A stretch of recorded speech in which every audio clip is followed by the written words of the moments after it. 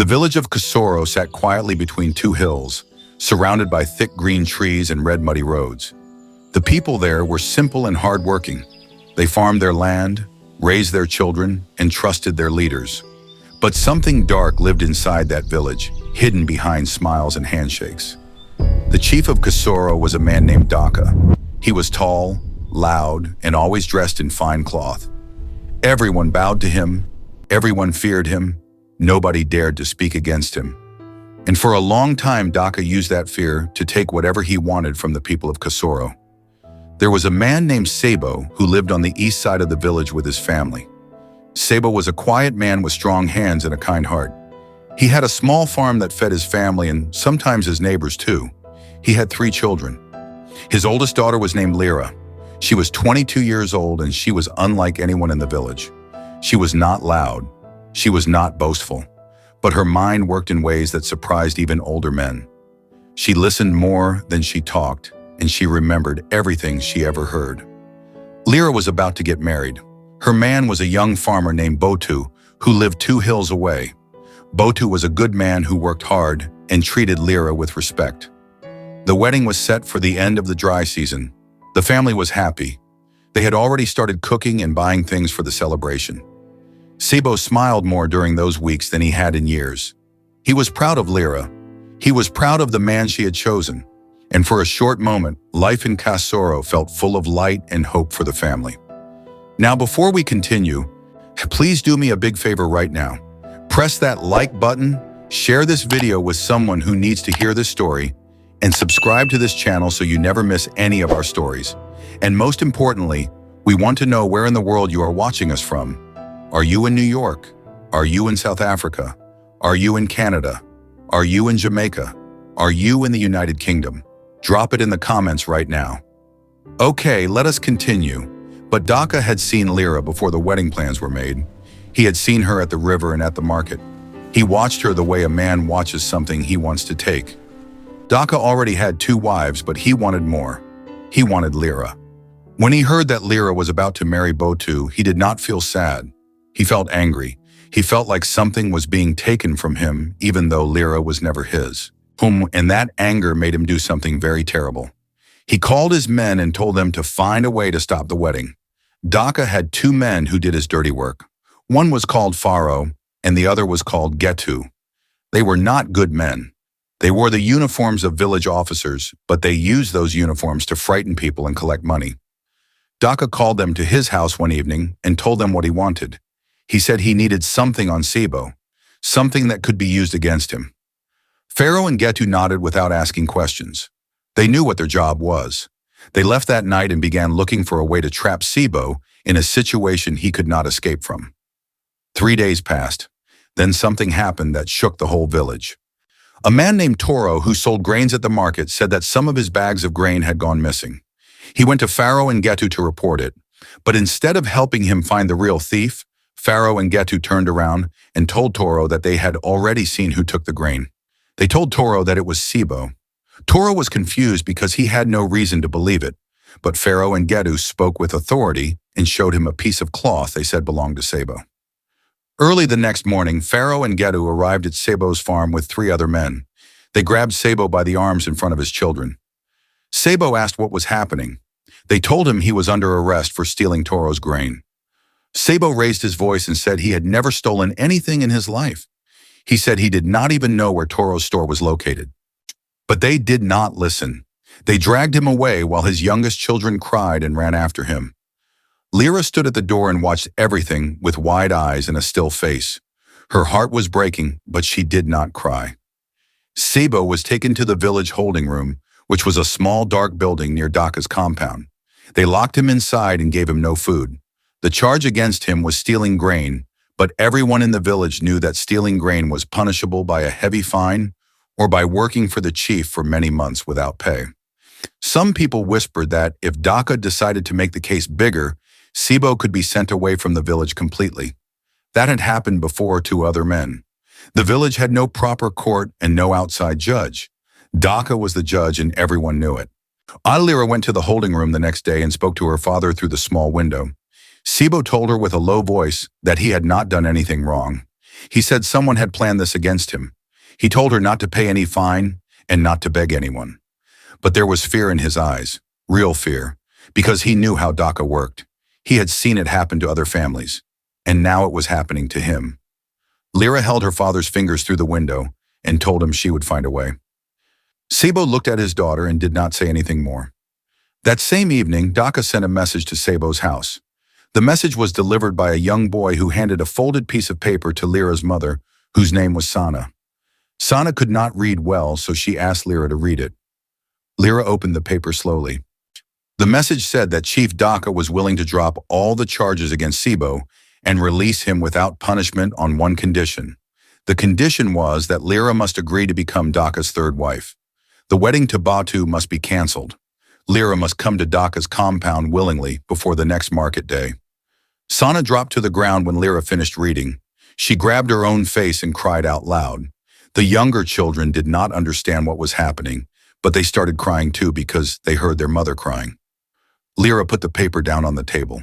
She did not cry. She sat quietly for a long time while her mother wept. She thought about her father sitting in that dark room with no food and no answers. She thought about Batu. She thought about everything she had built and everything she was about to lose. But she did not panic. Her mind began working. Lra told her mother to stop crying and to eat something. She told the younger children to go to bed. Then she sat outside alone in the dark and looked at the sky. She thought about every person in the village who had been treated badly by Daka. She thought about old Mama Ruku, whose land was taken. She thought about the teacher Bande, who was chased out of the village school for refusing to give Daka his salary cut. She thought about Pharaoh and Getu and all the people who had watched silently. The story was not new. Only the victim was different this time. Lra did not sleep that night. When the sun came up, she got dressed and walked to the market. She went to find Toro. Toro was sitting behind his grain stall looking uncomfortable. Lra sat across from him and looked him in the eyes. She did not accuse him. She did not shout. She said quietly that she knew her father did not take his grain. Toro looked away. Lra asked him directly who told him to say it was Sabo. Toro went silent for a long time. His hands shook a little. Then he said in a very low voice that Pharaoh came to him with the cloth and told him exactly what to say. Lra thanked Toro and stood up. She told him that one day he would have to repeat those words in front of other people. Toro shook his head and said he was too afraid. He said Daka would destroy his business and chase him out of the village. Lra nodded and said she understood. She did not push him. She just walked away slowly. But she had what she needed. She now knew the exact shape of the trap. She knew where it started and who made it. And she knew that knowing the shape of a trap was the first step to breaking it completely and freeing everyone inside. Lra went home and took out a small notebook she had kept for years. Since she was a teenager, she had written things down in that notebook. Things she heard people say, things she saw happen, names, dates, events. She had never shown it to anyone. People in the village thought she was just a quiet girl who liked reading, but the notebook was full of details. She opened it and began flipping through old pages. She found 3 separate incidents where Pharaoh and Getu had done similar things to other families. Different victims, same pattern, the grain, the false cloth, the arrest, the deal. It was the same story over and over again. And when the next morning Lra went to visit an old man named Fundi, who lived at the edge of the village near the forest road. Fundi was over 70 years old. He used to be a community record keeper many decades ago, before Daka took power. He had kept documents of land agreements, village decisions, and names of families. Daka had told Fundi to stop keeping records years ago, but Fundi had hidden some documents in a clay pot under his floor. Lra had visited Fundi before, and she knew about the pot. She sat with him and explained what had happened to her father. Fundi listened very carefully. Fundi told Lra to wait. He went inside his house and came back with a small rolled bundle of papers. He spread them on the wooden table outside. He pointed to one paper and said that according to the original village agreement signed 30 years ago, any accusation of theft required 2 independent witnesses and a hearing before a panel of 3 village elders. Not one elder, and certainly not the chief alone. He said Daka had been breaking that rule for years. Lra looked at the paper closely and asked Fundi if she could keep a copy. Fundi nodded. He wrote out a copy by hand and gave it to her without hesitation. Now Lra had two things. She had Toro's private confession and she had the original village agreement. But she knew these two things alone were not enough. Daka was powerful. He had men with him. He had the market traders under his influence. He had the village announcer who only said what Daka told him to say. If Lra walked to the village square and shouted everything she knew, Daka would arrest her the same day. She needed more people. She needed people who had also been hurt and who were ready to speak. And she knew exactly who those people were because she had written their names in her notebook. Lra began visiting people quietly. She did not go in the daytime when others could see her. She went in the evening when people were cooking and the roads were empty. She visited Mama Ruku first. Mama Ruku was a woman in her 60s who had lost her land after her husband died. Daka had told her that the land now belonged to the village. Mama Ruku had cried and begged, but nothing helped. When Lra showed her the old village agreement and explained that her land was taken illegally, Mama Ruku sat up straight for the first time in years. She asked Lra what she needed her to do. Then Lra went to find Bandi the teacher. Band was living in a small rented room at the edge of the village after losing his teaching job. He was bitter and quiet, and he no longer spoke to many people. When Lra came to his door, he almost turned her away. But she told him she was not there to comfort him. She was there because she needed him. She showed him the papers and her notebook. Bandi was a man who loved order and logic. When he saw the records and understood the pattern, his eyes changed. He stood up and told Lra she was doing something dangerous. Then he said he was in. One by one, Lra gathered people. She found a young man named Rees, who had seen Pharaoh plant something in another man's bag 2 years ago, but had been too afraid to speak. She found a woman named Doti, whose husband had been forced to give Daka half his harvest every season or face trouble. She found an old couple who remembered the names of the original village council members who had been removed by Daka without a proper vote. Every person she spoke to had a piece of the story. Every piece fit together like parts of a broken pot being put back together slowly. Lra kept everything written down. She organized the information in her notebook by date and by name. She made extra copies of the most important documents and gave one copy to Fundi and one to Bandi to keep hidden. She never kept all copies in one place because she knew that if Daka's men searched her house, everything could be destroyed in one visit.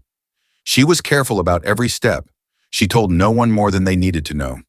Each person only knew their own part of the plan. And only Lra knew how all the parts connected and what the full picture looked like when put together. Meanwhile, Sabo was still locked up. It had been 8 days. He was getting weaker. Sana went to bring him food each day, but the guards only let her leave a small amount. Lra went with her mother one afternoon and stood outside the holding room. She did not speak to her father through the window this time. She just stood close enough for him to hear her voice, and she said loudly enough for him to hear that he should hold on. She said it once. Then she walked away. Inside the dark room, Sabo pressed his forehead against the wall and prayed for his daughter to be safe. Back at Daka's compound, the chief was growing impatient. He had sent his message and he expected an answer. When no answer came, he called Pharaoh and told him to go to Sabo's house and remind the family that market day was approaching. Pharaoh went to the house and knocked on the door loudly. Sana opened it. Pharaoh looked past her into the house and asked where Lra was. Sana said Lra had gone to the river. Pharaoh told Sana to tell her daughter that the chief did not like waiting. He said if Lra did not come to the compound before market day, Sabo would face extra charges. Then he left. Sana sent a child to call Lra back from wherever she was. Lra arrived home quickly, and her mother told her what Pharaoh had said. Lra sat down and thought for a moment. Then she made a decision that surprised her mother. She told Sana to send a message back to Daka, saying that Lra would come to the compound on market day morning to give her answer. Sana grabbed Lra's arm and asked what kind of answer she was planning to give. Lra looked at her mother carefully and said that she would not be marrying Daka, but she needed him to believe she was considering it until the right moment arrived. Market day in Casorro happened every 7 days. People came from 3 surrounding villages to sell and buy things. The market square was the busiest and most public place in the whole area. Traders set up stalls, children ran between legs, women argued over prices, and old men sat under trees. Everyone was there. That was exactly why Lra had chosen that day. She needed witnesses. She needed the biggest crowd possible. She needed people from outside Casorro to be present so that Daka could not control what happened next. She had told Bonde to make sure that certain people were positioned in certain places before she arrived. The night before market day, Lra sat with Bonde, Rees, Mamaruku, Doti, and the old couple named Sali and Keba. They went over everything one last time. Bonde would carry the documents in his bag and would read them aloud at the right moment. Rees would stand close to Pharaoh and watch his hands to make sure he did not signal anyone. Mamaruku and Doti would stand in the middle of the crowd where people could see them when they began to speak. Sali and Keba would stay near the old men under the tree so they could confirm the names of the original council members when the time came. That same night, something unexpected happened. Toro arrived at Lra's door after dark. He knocked 3 times slowly. Lra opened the door and found him standing there with red eyes like he had been crying. He said he could not sleep. He said he had not been sleeping since the day he lied about Sibo's grain. He said Pharaoh had given him money to tell the lie, and he had taken the money and he was ashamed. Lra looked at him quietly and then stepped aside to let him in. She gave him water and told him to sit. Then she asked him one question. She asked if he was ready to say the truth in public. Toro nodded yes. Market day morning came with a bright yellow sun and the noise of hundreds of people filling the square. Animals were tied near stalls. Children ate roasted corn. Women laughed loudly. The village announcer walked around with his bell making small announcements about prices and missing goats. Daka sat in his special chair at the edge of the market under a wide shade cloth. He was dressed in his finest robe. He had gold on his wrists. Pharaoh and Getu stood on either side of him like guards. Daka looked relaxed and comfortable. He watched the crowd with the eyes of a man who believed he owned everything in sight. Lra arrived at the market alone. She wore a simple dress and carried nothing in her hands. People who knew her greeted her, and she greeted them back with a small smile. She walked slowly toward Daka's chair. The people near Daka noticed her coming, and they moved aside. Daka saw her approaching, and he straightened up in his chair. He had a satisfied look on his face. Pharaoh leaned close to Daka and whispered something. Daka waved his hand casually as if to say he was not worried. He watched Lra walk closer, and he smiled the kind of smile that a man smiles when he thinks he has already won. Lra stopped a few feet from Daka's chair. The crowd nearby had gone quiet. People were watching. Lra looked at Daka directly and said in a clear and calm voice that she had come to give him her answer. Daka nodded slowly and said he was listening. Lra said her answer was no. The crowd around them became completely silent. You could hear the wind. Daka's smile disappeared. His eyes narrowed. He leaned forward slowly and asked Lra if she understood what she was saying. Lra said yes. She said she understood everything perfectly. Then she turned around to face the crowd, and she raised her voice so that every person in that market could hear her. Lra said she wanted to tell the people of Casorro and the visiting traders something important. She said her father Sabo was currently locked up in the village holding room on a false charge of stealing grain from Toro. She said this charge was planned and arranged by Chief Daka himself, using his officers, Pharaoh and Getu. She said the real reason her father was locked up was because Daka wanted to force her into marriage. The crowd began to murmur loudly. Some people stepped closer. Some traders from other villages stopped their activities and turned to look. Daka jumped up from his chair and pointed at Lra and told her to stop talking. Pharaoh moved toward Lra quickly, but Rees was already standing close. He stepped in front of Pharaoh and told him not to touch her. Pharaoh pushed Rees, but Rees did not fall. Her and other young men from the crowd moved closer. Nobody attacked anyone, but a wall of people formed around Lra so that Pharaoh could not reach her easily. Daka shouted from behind that Lra was a liar and a disrespectful child. He said she was trying to cause trouble. He told the crowd not to listen to her, but the crowd was already listening, because many of them had seen things before. Many of them had their own stories, and now someone was finally speaking out loud. Bonde pushed through the crowd and stood next to Lra.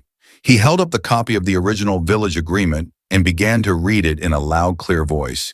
He read the part about how theft accusations required 2 independent witnesses and a panel of 3 elders. He said Sabo had no witnesses against him except for Toro. Then he called Toro by name. Toro stepped forward from the crowd.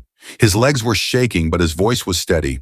He said in front of everyone that he had been paid by Pharaoh to say Sabo stole his grain. He said Sabo had never come near his store. He said he was sorry and he wanted to tell the truth. The market erupted. People began talking all at once. Daka screamed at Pharaoh to arrest both Toro and Bande. Pharaoh moved forward again, but this time more men stepped into his path. There were too many of them. Getu tried to move from the other side, but Mamaruku stood directly in his way. She was old, but she was wide, and she did not move. She looked Getu in the face and told him that he took her land, and she was not afraid of him anymore. Getu hesitated. He looked at the crowd around him. People were not running. They were standing still and staring at him, and that terrified him more than anything.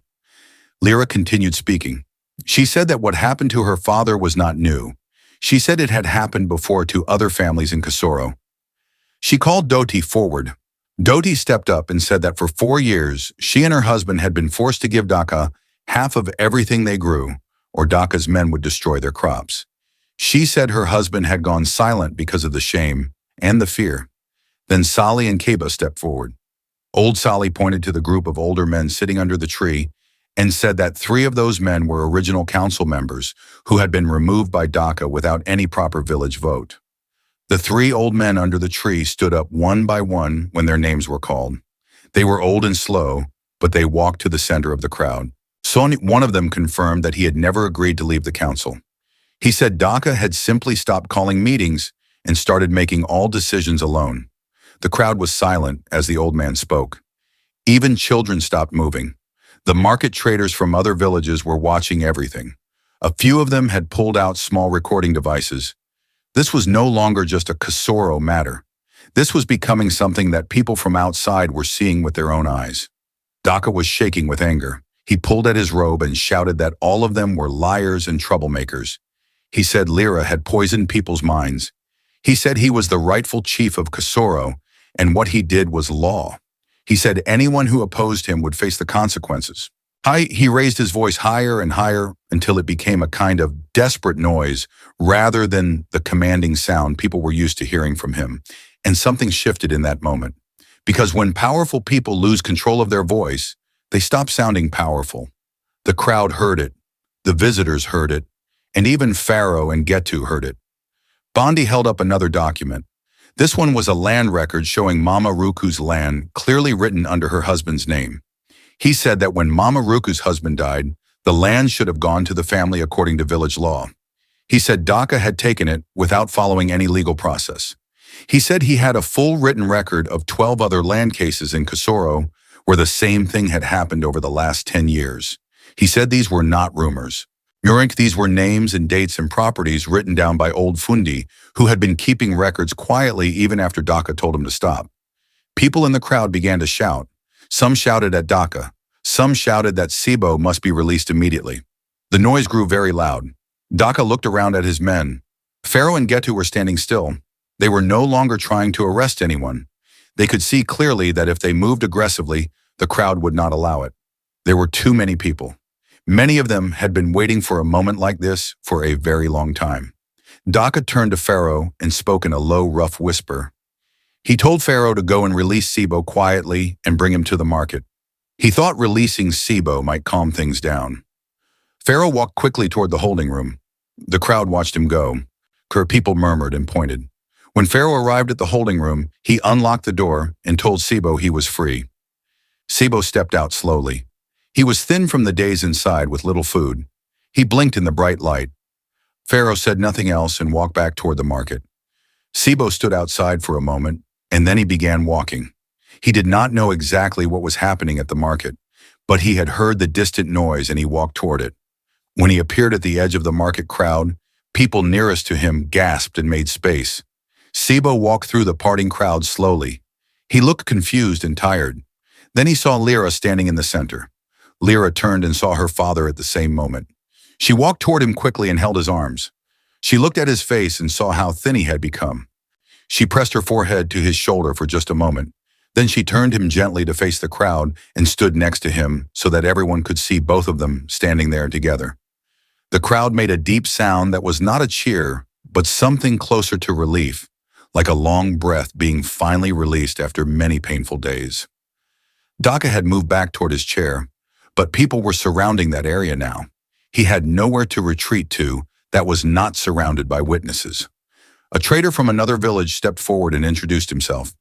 He said he was a community affairs officer from the neighboring district and he had been visiting Casorro to buy grain. He said he had recorded parts of what was said in the market and he would be reporting it to the district office.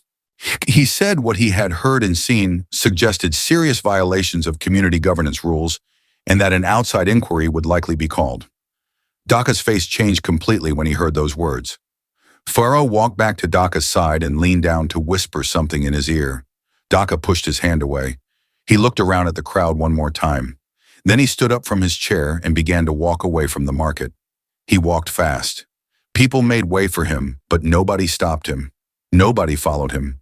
They just watched him go. The man who had sat in that big chair and controlled everything in Casorro was walking away through the red mud roads with his fine robe dragging slightly and nobody running after him with respect. It was one of the most powerful things the people of Casorro had ever witnessed without a single word being spoken. But the story was not finished. That evening, Daka returned to his compound and called all his men together. He told them that what happened at the market was temporary. He said it was one bad day.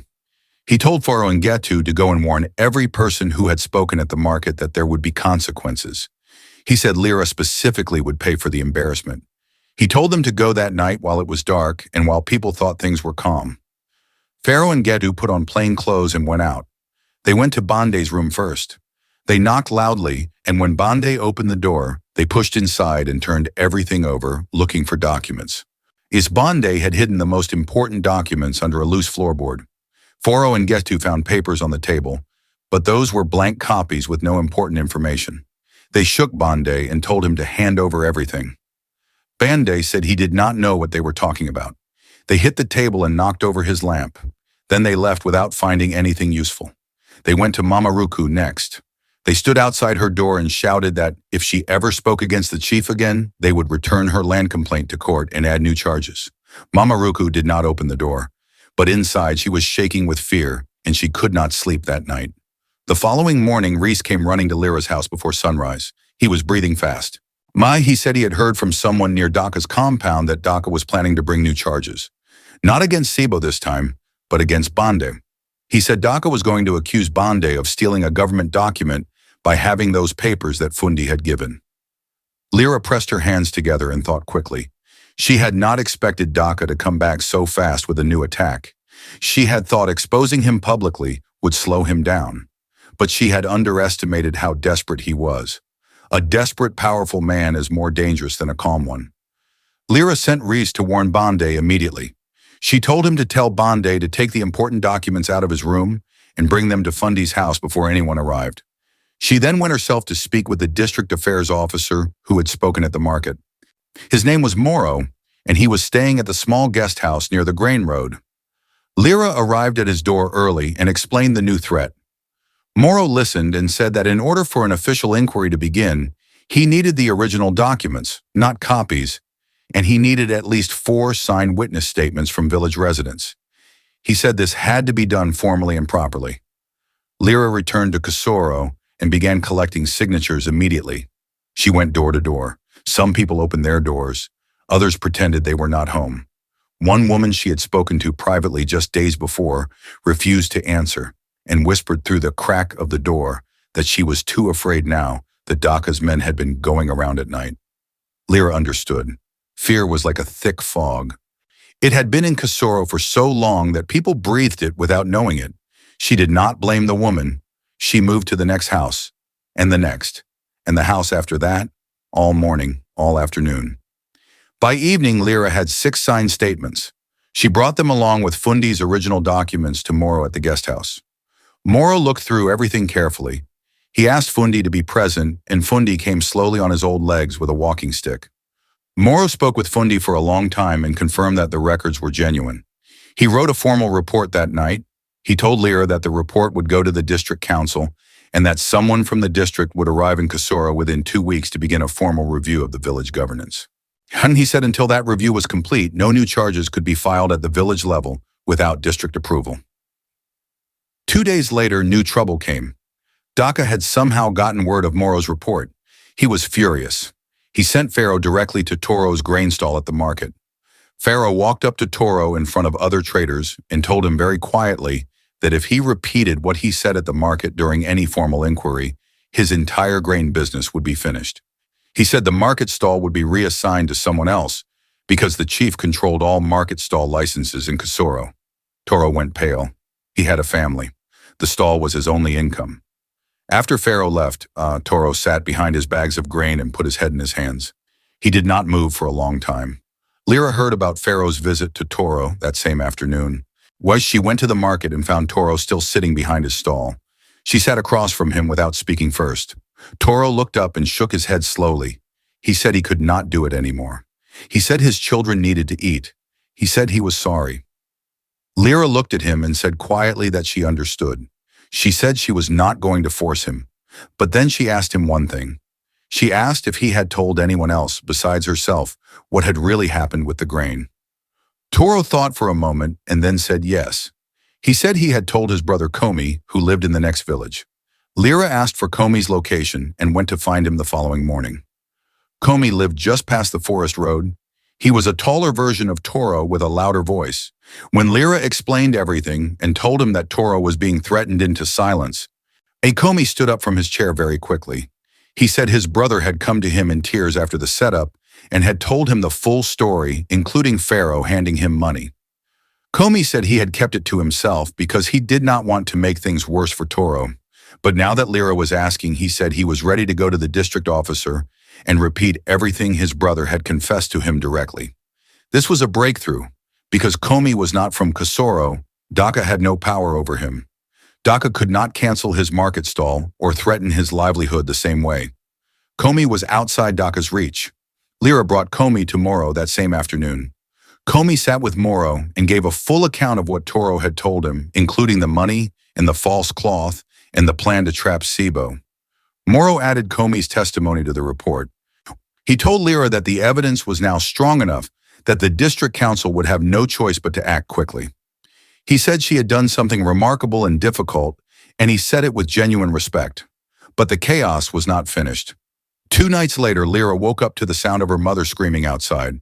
She ran out and found that their small outdoor storage building was on fire. Sana was throwing water from a bucket, but it was not enough. Neighbors came running with more water. They put the fire out, but the storage building was destroyed. Inside it had been mostly empty cooking pots and old farming tools. Nothing that mattered to the case was kept there. But the message was clear. Daka was sending a message through fire because he had run out of legal weapons. Lra stood in front of the smoking ruin and felt her hands shaking for the first time. Sabo came outside and put his hand on Lra's shoulder. He asked her if she wanted to stop. He said he did not want to lose her or her mother to this fight. He said they could go stay with relatives in another village for a while. Lra looked at the ruined building. She thought about what would happen if she left. She thought about Mama Ruku, who had no man to protect her. She thought about Doti and her husband. She thought about Bande sleeping in his small room, waiting for the next attack. She turned to her father and said she was not going anywhere. She said if they ran now, then Daka wins and stays, and next time it is someone else's family. Lra went to Moro first thing in the morning and told him about the fire. Moro came to see the damage himself and wrote it into his official report. He told Lra that acts of intimidation against witnesses during an active inquiry were serious offenses that added to the charges already being reviewed. He said he was now sending an urgent message to the district council asking for an accelerated timeline. He also asked if Lra's family needed protection. Lra said yes. Moro arranged for 2 district officers to stay near the house for the remaining days until the inquiry team arrived. Daka's men saw those officers and kept their distance. The nights became quieter, but the tension did not go away. On the 9th day after the market confrontation, the district inquiry team arrived in Casorro. There were 4 of them. 2 were governance officers and 2 were community law advisors. They set up their review at the village meeting hall, which was a large open building near the center of the village. They posted notices on the trees and market walls saying that all residents were invited to come forward and share information. The arrival of official people from outside the village did something to the air in Casorro. People walked differently. People talked a little louder. The fog of fear was still there, but it was thinner than before. Light was beginning to come through it. Daka put on his finest robe on the day the inquiry team arrived. He went to the meeting hall personally and introduced himself calmly. He shook hands with the governance officers and smiled broadly. He offered them food and told them his compound was open if they needed comfortable accommodation. The officers thanked him politely and accepted nothing. They sat at their table and began their work. Daka watched them with careful eyes. He was trying to appear cooperative. He was trying to look like a chief with nothing to hide. But his hands kept moving. He kept adjusting his robe. He kept looking toward the door, and the officers noticed everything he was doing without appearing to notice. One by one, people came to the meeting hall. Not all of them. Some were still too afraid. But enough came. Mama Ruku came and told her story from beginning to end. She brought the land document that Bande had read at the market. The officers took it carefully and marked it into evidence. Dodi came and spoke about the forced grain payments. She had kept count in her own way. She showed the officers small marks she had made in the wall of her kitchen, one for each delivery made to Daka's compound. 29 marks over 4 years. The officers looked at each other when they saw the wall marks. One of them quietly wrote something down. Komi came from the neighboring village and repeated his testimony. Fundi came slowly with his walking stick and sat with the officers for a very long time, going through his records 1 page at a time. He was slow and careful and thorough. He confirmed every date and every name. The officers treated him with great respect and patience. When Fundi finished, he stood and said quietly that he had kept those records because he believed one day someone would ask for them. He said he was glad that day had come before he was too old to speak. One of the officers thanked him and said that his records were the most complete documentation of village governance abuse they had ever seen in that region. Then something happened that nobody expected. Gedu came to the meeting hall alone. He came without Pharaoh. He sat down in front of the officers and asked if he could speak privately. The officers moved to a smaller room. Behind the closed door, Getu told them everything. He told them about Daka's instructions. He told them about the cloth that was planted.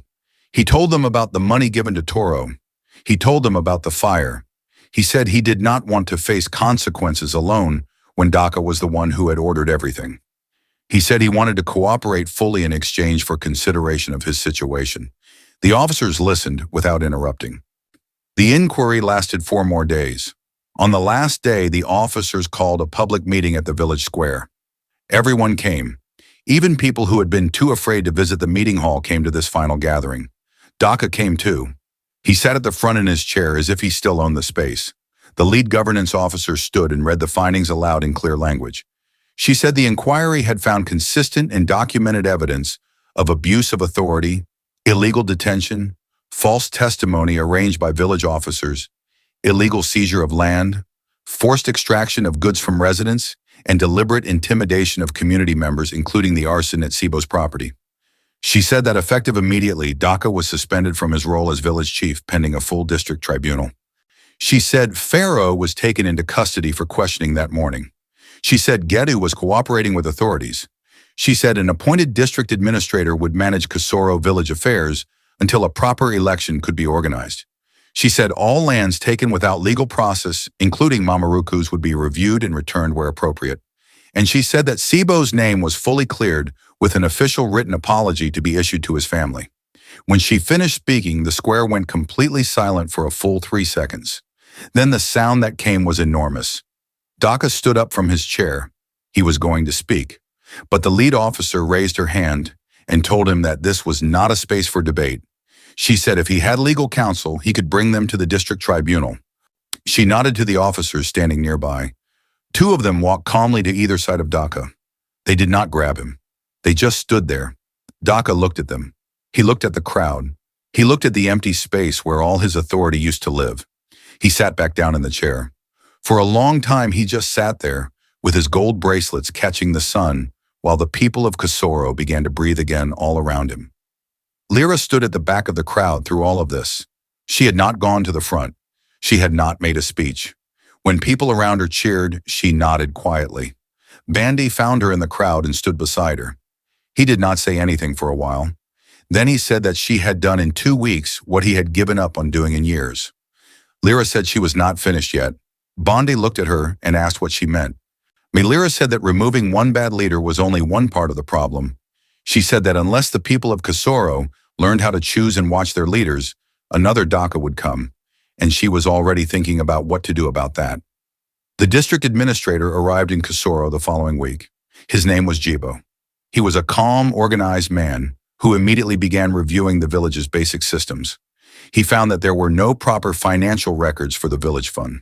He found that the market stall licenses had been issued verbally with no written registry. He found that the village school had been underfunded for years because money meant for it had been redirected elsewhere. Jibo set up a small office and began creating proper records. He asked Bande to return to the school and resume teaching immediately. Bande walked back into that school building, and the children ran to him. Some of them had not had a proper teacher in over a year. Lra went to see Botu during those days. She had not spoken to him since everything began. Botu was at his farm when she arrived. He stood up when he saw her coming down the path. He did not ask about the wedding or about the future. He just looked at her and asked if she was all right. Lra sat on a rock near his field and told him everything that had happened from beginning to end without leaving anything out. Botu listened carefully. When she was done, he said nothing for a moment. Then he said she was the most courageous person he had ever known. Lra looked at the ground and said she had just been too angry to be afraid. Weeks passed. The district tribunal was scheduled to be held in the main district town. Daka was notified of his required appearance. On the morning he was supposed to leave for the tribunal, something strange happened. Pharaoh had been held in the district detention facility, but that morning the facility officer reported that Pharaoh had escaped overnight. Nobody could explain how. Moro arrived in Casorro quickly to inform Lra and the others. Lra asked if Pharaoh could reach Casorro. Moro said it was possible. He said additional officers were searching the roads, but for 2 full days Pharaoh was missing and the village was on edge again. People locked their doors earlier. Children were kept inside. On the 3rd day, a farmer near the forest road saw a man sleeping under a tree. He recognized the man as Pharaoh. Pharaoh had not actually escaped toward freedom. He had run into the forest and had nowhere to go. He had no food and no plan. He was found sitting against a tree root, looking defeated and hungry. Officers picked him up without resistance. When he was brought back through Casorro to be transported to the district, some of the village people stood on the road and watched him pass. Nobody shouted. Nobody threw anything. They just watched silently. It was a different kind of power, the power of people who were no longer afraid. And that silence was louder than any shouting could ever be. The tribunal took place over 3 days in the district town. Daka appeared in front of a panel of 5 judges. Multiple witnesses gave testimony, including Komi, Doti, Mamaruku's son, who spoke on her behalf because she was too old to travel, and Getu, who had continued cooperating. Bande submitted all of the documents in proper order. Fundi's records were entered as official evidence. The tribunal also reviewed Moro's full report. Daka had a representative speaking for him who argued that Daka had governed in the tradition of village custom and that many decisions were misunderstood. But the panel found the documented evidence too clear and too consistent to dismiss.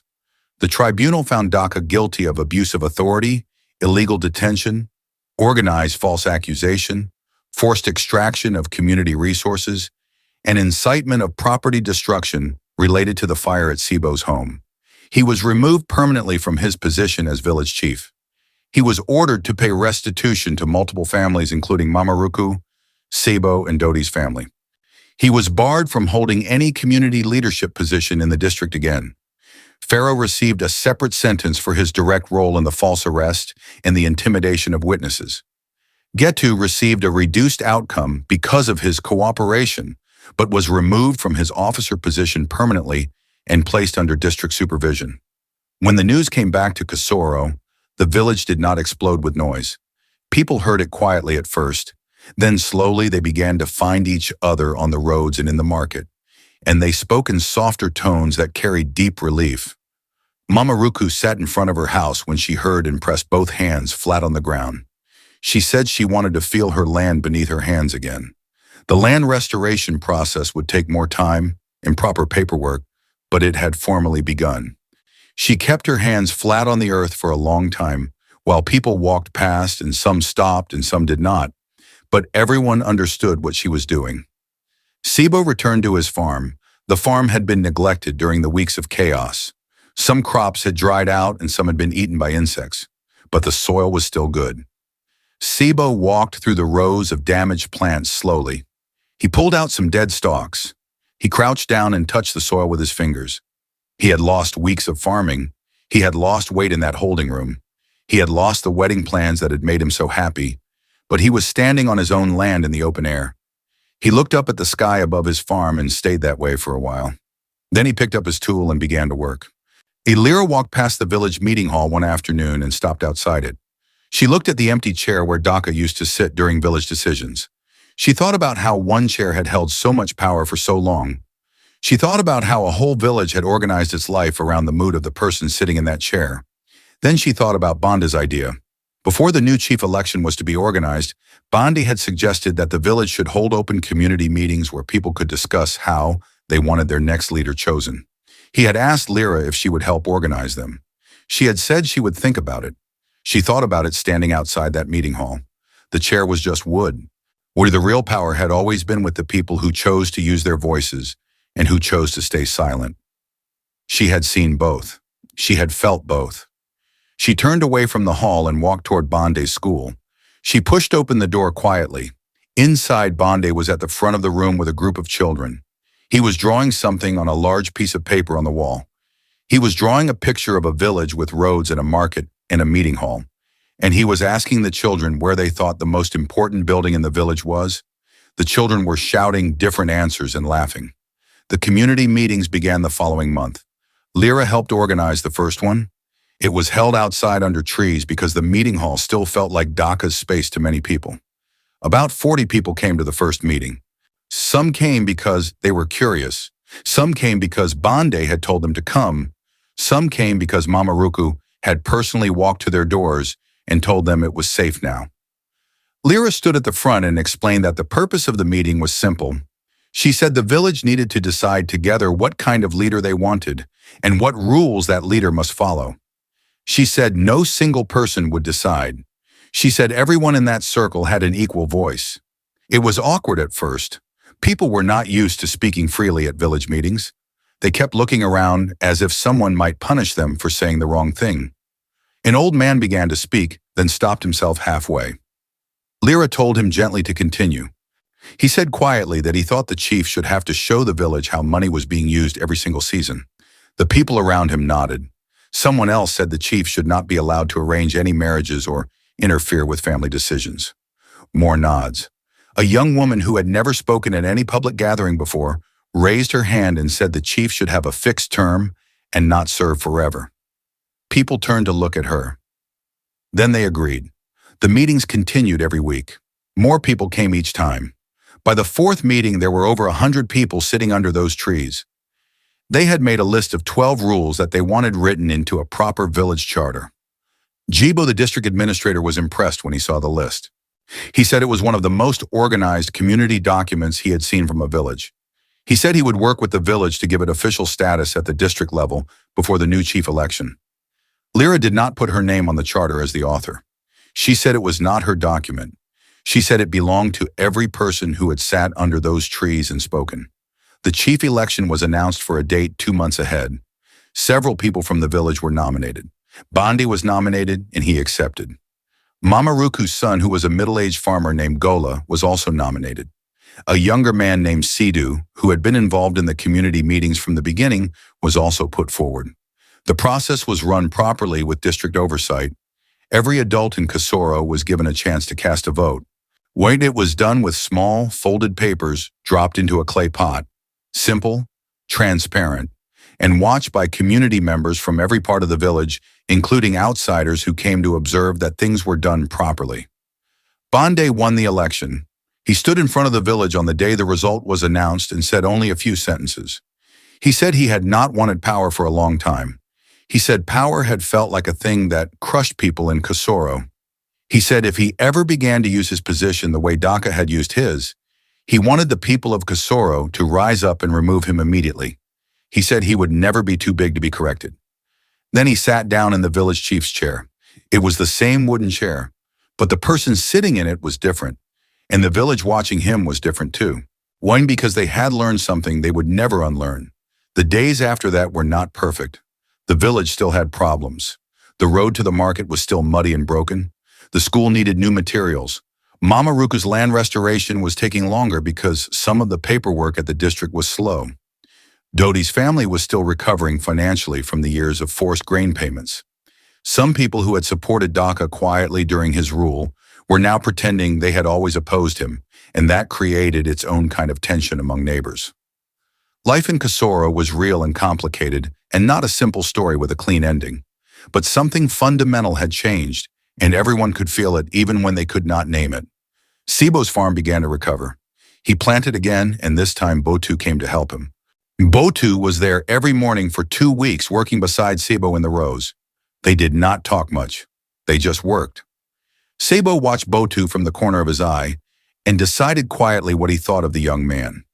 One evening as the sun went low, Sabo stopped working and told Botu that he had something to say.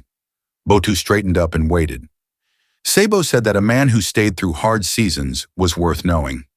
He said nothing else about the wedding, but Botu understood. He nodded once, and they both went back to planting in the last warm light of the evening. Lra stood at the edge of the farm and watched them. She had come to bring her father water, and she had stopped when she saw the two of them working together in the fading light. She did not go closer. She just stood there with the water and watched. She was 22 years old. She had no plan for what came next. She had not thought much about herself through all of the past weeks. She had thought about her father. She had thought about the village. She had thought about documents and testimonies and meetings and procedures. But in that quiet moment watching Sabo and Botu plant seeds in the red earth, she allowed herself to feel something simple, something that did not require a plan. The new charter was officially registered with the district office 3 months after the election. Jibo came back to Casorro to witness the signing. It was a proper ceremony held at the village meeting hall, which had been cleaned and repainted by community members over 2 weekends. Bande signed it as chief. 3 elected community representatives also signed it. Fundi was asked to keep the original copy in his clay pot alongside the other historical records. When Fundi held the new document, he pressed it carefully and said this was the first new honest document he had added to his collection in over 20 years. Then he folded it neatly and walked home slowly with it held against his chest like something precious. Toro came back to Casorro Market the season after everything.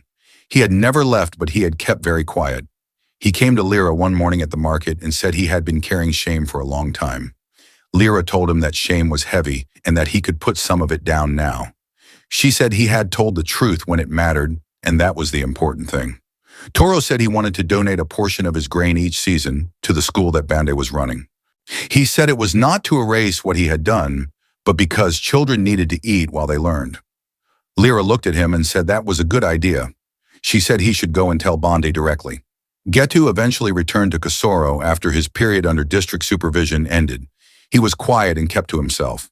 He had no uniform and no authority now. He worked as a general laborer and spoke little.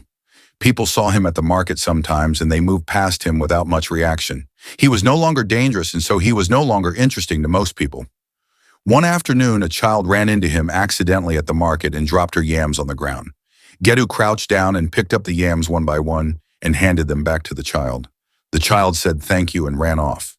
Getu stood there for a moment. That was all. Just a moment. Then he walked on. Daka left Casorro entirely. He went to live in another town far away where nobody knew his face or his name.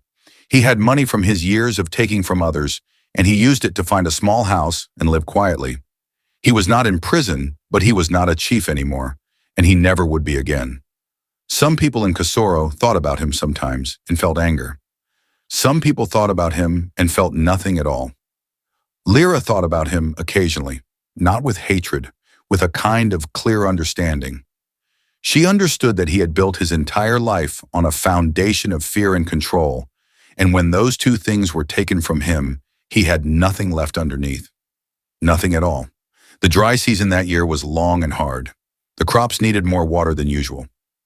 Sabo worked longer hours. Lra helped in the mornings before going to assist with the community reading group she had started at the school with Bande. She had begun teaching some of the older women who had never learned to read. They sat in a circle in the school building in the mornings while the children were outside playing. Mama Ruku was one of them. She sat with her large hands wrapped around a piece of chalk and concentrated on forming letters. She was slow and her lines were not straight, but she would not stop trying. She said if she could speak truth in front of a whole market, she could learn to write her own name. The rains came eventually, as they always did. When the first real rain fell on Casorro, the village came alive with a particular kind of energy that only people who depend on the land can understand. Children ran outside immediately. Women tilted their faces up. Farmers walked to their fields in the rain to check the soil. Sabo stood at the edge of his farm and let the rain fall on his shoulders and his face and his hands. His crops would grow again. The season was not lost. He thought about the holding room in the darkness and the thin meals. He thought about Lra's voice saying, "Hold on." He thought about standing in the market crowd and seeing his daughter standing tall in the center of it all. Botu came to Sabo's house on a dry afternoon near the end of the season. He came properly. He came with his uncle and two elder men from his side of the village. He wore clean clothes and he carried a cloth bag with gifts inside. Sabo sat outside with his brother and they received Botu and his people properly. Sana came out with drinks and small food. Lra was not outside. She was inside the house, but she could hear every word. She sat on a low stool near the window with her hands in her lap. She could hear her father speaking. She could hear Botu's uncle presenting the family's intentions. She listened to every word and her chest felt very full. The wedding was planned for 2 months later at the start of the cool season. It would be a small celebration, not because the family was hiding, but because both families agreed that what mattered was the meaning of it and not the size of the gathering. Bondi offered the school grounds for the celebration since they had the largest flat open area in the village. Community members helped prepare food. Mama Ruku brought smoked fish. Dodi's family brought groundnut soup. Toro sent 3 bags of grain with a note that said he was glad the family was celebrating something good. Sabo read the note twice and then folded it and kept it inside his shirt. The morning of the wedding, Lra woke up before sunrise. She sat outside alone for a while. The village was still dark and quiet. She could hear the early birds beginning their noise somewhere in the trees. She thought about everything that had happened from the day Daka's letter arrived to that morning. She thought about her notebook. She thought about old Fundi. She thought about Toro's shaking hands and Komi's loud voice, and Mama Ruku pressing her hands flat against the earth. She thought about the fire and the darkness of her father's holding room. So she thought about the market in Daka's face when the crowd stopped moving away from him and started standing still. She went back inside and began getting ready. Her mother helped her. Sana's hands were gentle and her face was full and warm. She said nothing for a long time. Then she told Lra in a quiet voice that she was the kind of woman that songs would be written about. Lra told her mother not to say things like that. Sana said she would say it again as many times as she liked. They laughed together inside that small house while the village outside slowly woke up, and the cool season morning spread its soft light over Casorro. The day was coming, the celebration was coming, and for the first time in a long time, the light in Casorro felt like it belonged to everyone. The village of Casorro was not a perfect place after all of this. It never became a place without problems or without difficult people or without seasons of struggle. But it became a place where people knew their own voice had weight, where an old man with a clay pot of records could change the course of things, where a woman who sold grain could feel shame and then choose truth, where children sat in a school with a teacher who had been chased away and then came back, where land that had been stolen could begin its journey home, where a young woman with a notebook and a clear mind had walked into a market full of people and spoken out loud and refused to disappear. That is the kind of thing that lives in a village longer than any chief ever does, longer than any robe or gold bracelet or big chair placed under a shade cloth. The people of Casorro carried it in how they walked and how they talked to each other and how they raised their children to understand that power belongs to the people and must always be given back to the people and must always be watched by the people. Lra did not do this alone. She never claimed she did. When people tried to give her all the credit, she always named every single person who had stepped forward. She said a chain is only as strong as each link, and every person who had spoken was a link. And if you are still here watching this story until the very end, then you are the kind of person this story was made for. Because this is not just a story about a village far away. This is a story about what happens when ordinary people decide that silence is no longer something they can afford. It is a story about a daughter who loved her father and loved her people enough to face something enormous with nothing but her mind, her notebook, and her refusal to give up. And if you felt something watching this, if something in this story moved you, then carry that feeling with you. Because the world still needs people who are willing to stand in the middle of the market and speak the truth out loud. Please subscribe to this channel right now if you have not already. Share this video with 5 people today. Leave a like because it helps more people find this story. And drop a comment telling us where in the world you are watching from. Are you in New York, South Africa, Canada, Jamaica, London, Nigeria, Kenya, Australia, the Philippines, Brazil? Tell us where you are. This community is everywhere, and we want to hear from every corner of the world. This story was made with love, and it belongs to you. Thank you for watching.